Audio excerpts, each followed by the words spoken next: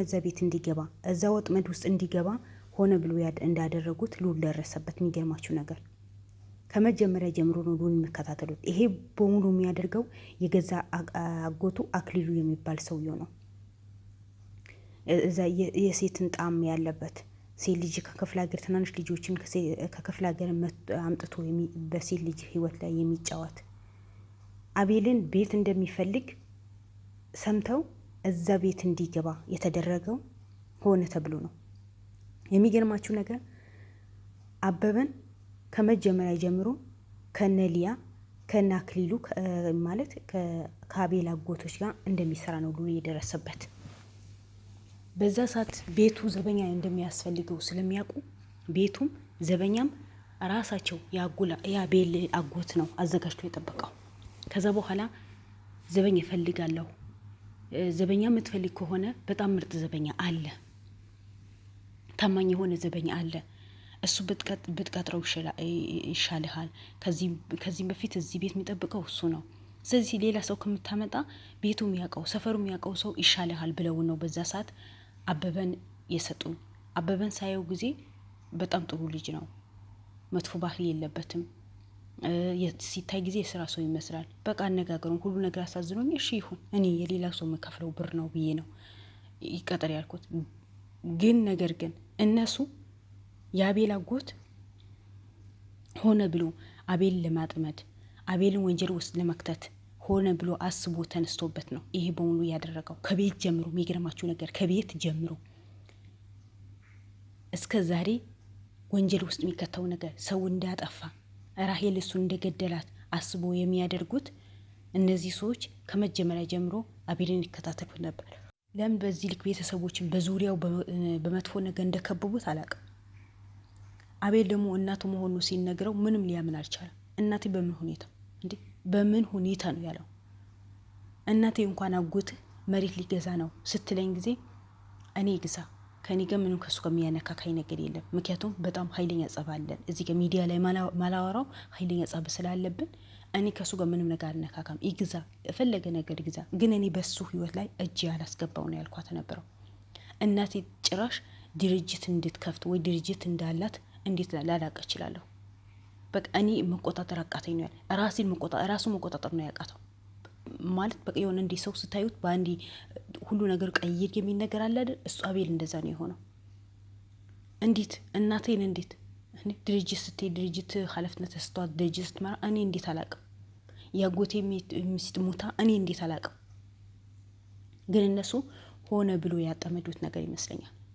እናቱም ወይ ሳታቅ የአቤል እናት ወይ ሳታቅ ይሄ የኔ ቤት ነው፣ ስለዚህ ባንቺ ስም ልግዛው፣ እኔ እንግሊዝ ሀገር ነው የሚኖረው የተባለው የአቤል አጎት ባንቺ ስም ይሁን ብሎ አውቆ ነው ወስዶ ያስፈረማት ሊሆን ይመስለኛል። አሁን በተረዳሁት አይነት እንጂ በዚህ ልክን እኔ የአቤል እናትን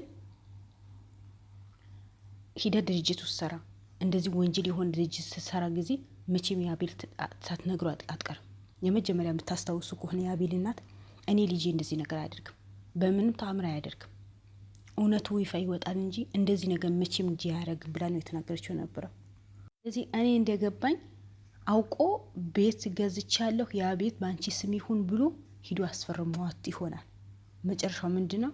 ድርጅቱ በሷ ስም ነው የሚሉት። ምክንያቱም በቃ ቤቴ ነው ፈርሚ፣ ያንቺ ውክልና ሰጥቼሻለሁ፣ አንቺ አስተናግጁ፣ አንቺ መለወጥ መሸጥ ትችያለሽ፣ ካልቻሽ ደግሞ የሌላ ሰው ውክልና ሰጥተሽ እነዛ ሰዎች ይጠብቁታል፣ ይሄ የኔ ቤት ነው ብሏት ሊያስፈርማት ይችላል። ምክንያቱም ትልቅ እናት ናት፣ ላታነበው ትችላለች ወረቀቱ። መቼም ወንድሟን ወንጀል ውስጥ ይከተኛል ብላ አታስብም። ወንድሟ የልጇን እንዲ ወጥመድ ውስጥ የሚከተው ሰው ከሰው የሚያባላው እስር ቤት እድሜ ልኩን የሚታሰርበት ወንጀል ውስጥ ልጄን ይከተዋል ብላ መቼም አታስብም። እናት እኮ ናት፣ መቼም አታረገው። ምክንያቱም አንድ ወንድሟ እንግሊዝ ሀገር ቁጭ ብሎ በዚህ ልክን ወንጀል ይሰራል፣ በዚህ ልክ ልጇን ወጥመድ ውስጥ ይከተዋል ብላ መች ታስባለች? በጣም ከባድ እኮ ነው። ለማመን የሚከብድ ነገር እኮ ነው የተደረገው አቤል ላይ። ለምን ምን አደረገ?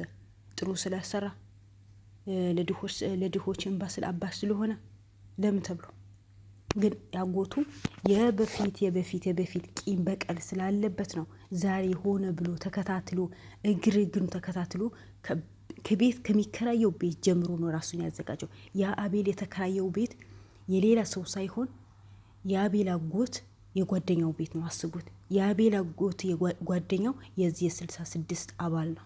የሚገርማችሁ ነገር ግን በዛ ሰዓት ደላላው ሲያገናኝ ጊዜ ሰዎቹ ሌላ ገር ነው የሚኖሩት። ውክልና የተሰጠው ልጅ አለ። ስለዚህ አንተ እንደፈለግ በኩሉ ነገር ጨርሼ ይላል ደስ እንዳለህ ንውድ ነው ያለኝ ነበር።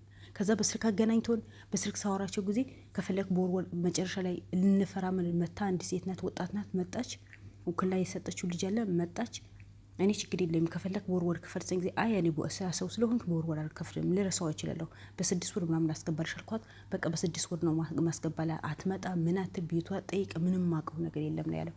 ግን እነሱ ሆነ ብለው ያ ቤት እንዲከራይ ግቢውን ሙሉ ግቢ ስለሆነ ለነሱ አስክሬን ማስቀመጥ እንዲመቻቸው ሰርቪሶች ምናምን ስላሉ እዛ ውስጥ አስክሬን እንዲያስቀምጡ እንዲመቻቸው አድርጎ ነው አቤል እንዲከራዩ ያደረጉት። ሆነም ብሎ ወጥመድ ውስጥ ሊከቱት ነው የፈለጉት የነበረው። ግን ሆነም ቀረ አቤል ከሁሉ ነገር ነፃ ወጥተዋል። ከሁሉም ነገር እውነቱ ታውቀዋል። ሁሉ ነገር አቤል ላይ እዚህ ነገር እጁ ላይ እንደሌለ ራስ በራሳቸው እንደሆነ የአክስቱ ልጅ ሳትቀር ድረስ እኮ ነው በአቤል ላይ ወንጀል የሰራቸው። ምክንያቱም የአቤል እናት ድርጅት ስትሄድ ጊዜ ከልጆቿ ጋር ነው አይደለም የምትሄደው፣ ከእህቷ ልጅ ጋር ነው የምትሄደው። ምክንያቱም የእህቷ ልጅ የዚህ ያጎቷ ቀኝ እጅ ናት፣ የ66 ቀኝ እጅ ናት። ያ ስለሆነ የአቤል እህት ወይ የአቤል ወንድም ከሄደ እንደሚታወቅባቸው እዛ ውስጥ ምን እንደምሰራ ወረቀቱ ምን እንደሆነ ስለሚያውቁ እነሱ ንክቻ አይደርጉ። እዛ ድርጅት ላይ አይገቡ፣ እዛ ድርጅት ላይ እንደማይሄዱ አይፈቀድላቸውም። ለምን ካወቁ የአቤል ይነግሩታል።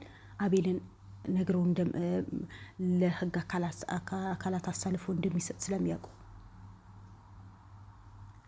ይሄ ጉድ የምታደርገው ደግሞ የአክስቱ ልጅ ናት የአቤል። ለምን በዚህ ልክ አቤልን ወንጀል እንዲገባ ለምን በዚህ ልክ አቤልን ላለማወቅ እናቱ ምን እንደትስራ ምን ታድርግ ምን ውስጥ ግባ ምን እንከሰት ያቀርገው ነው ሸፍኖ ነው የያዙት። ምክንያቱም ጉዳቸው እንዳያወጣ ጉዳቸው እንደሚዘረግፈው ስለሚያውቁ ለእውነት ስለሚሰራ ስለሚያውቁ እንደነሱ ሁሉ ነገር ውሸት እንደማይወድ ስለሚያውቁ በአደባባይ ላይ እንደሚዘረጋላቸው ስላወቁ። ምክንያቱም እነሱ ህይወታቸው ሙሉ የተጨማለቀ ህይወት ነው ያሉት። አቤል ይሄ ነገር ሲነግረው ለእኔ ቤተሰቦች እንኳን በዚህ ነገር እንደዚህ ነገር ሊሰሩ ተውትና የእኔ ቤተሰቦች እንኳን ይሄ ወንጀል ውስጥ ሊገቡ ተውትና በዙሪያው ሊሄዱ አልፈልግም ነው ያለው። በዙሪያው ሊሄዱ አልፈልግም ነው ያለው። የዚህን ያክል ነው እሱ ለቤተሰቦች የሚጨነቀው አቤል። እንዴት እዚህ የተጨማለቀ ህይወት ላይ ቤተሰቦች ይገባሉ? አይገቡ። ቤተሰቦች ንጹህ ናቸው። ቤተሰቦች እንደዚህ አይነት ወንጀል ውስጥ መቼም ቢሆን አይገቡ ነው ያለው። አያችሁ፣ እሱ ለቤተሰቦች ይጨነቃል፣ ለዘመን ለአዝማድ ይጨነቃል። ምክንያቱም ስራው መጥፎ ስራ እንደሆነ በደንብ ጠንቆ ስለሚያውቀው፣ ወንጀል መሆኑ በደንብ ጠንቆ ስለሚያውቀው፣ ጭራሽ እናቱ እዛ ውስጥ አለች፣ እዛ ውስጥ ትሰራለች። በጣም ከባድ የሆነ ነገር ነው። በጣም በቃ እኔ ላብደር ይሻለሁ ነው ያለው። ያስብላል እኮ ነገሩ ያስብላል። ለምን ጭራሽ ያልጠበቀው ነገር ነው።